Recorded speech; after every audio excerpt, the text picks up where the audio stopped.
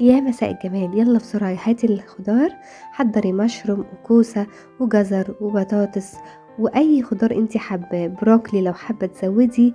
ويلا بينا نتبلها بقى: بودرة ثوم، بابريكا، بودرة بصل، فلفل، ملح، وبودرة ماجي اللي هي بتاعة الفراخ او الخضروات، وشوية من روزماري، دبس العنب او جبس الرمان، هريسة، بقدونس، معلقتين من زيت الزيتون و3 فصوص ثوم مهروسين.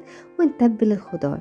حضري بقى نص كيلو من لحمة مفرومة، وحطي بصلاية وملح وفلفل وبودرة بصل وبابريكا وبقدونس. رصي بقى الخضار كده ويلا عليه على طول مباشرة اعملي الكفتة، واستمتعي بأحلى خضار سوتيه بالكفتة. دخليه بقى الفرن درجة حرارة 190 لمدة ساعة بالظبط. أكلة سهلة وسريعة، جربيها بالطريقة دي، أنا واثقة إنها هتعجبك. لو عجبتك متنسيش اللايك والشير والسبسكرايب. وبون أبيتي.